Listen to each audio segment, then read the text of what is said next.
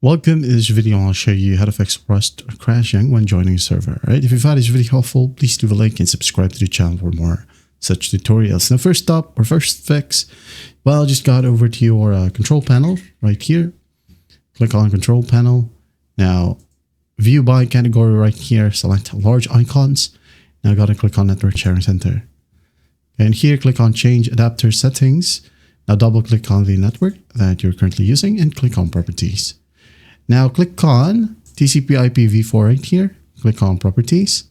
Now copy my settings. Obtain an IP address automatically. Use the following DNS server addresses. Okay, 8.8.8.8, 8.8.4.4. Hit on OK. Close, and run Rust and check if it helps. Now if that still will work, go ahead over to your search bar and type down advanced system settings. Okay, or view advanced system settings. Click on it and this window will pop up. Go ahead and click on under performance right here. We have settings. Click on it. Now go to the advanced tab. Okay.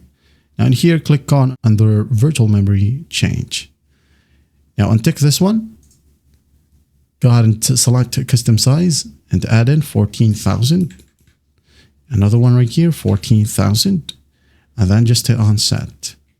Okay. And then once that's done, hit on OK. It says here the changes you have made require you to restart your computer. So hit on OK, apply OK, restart now. All right. And that is it.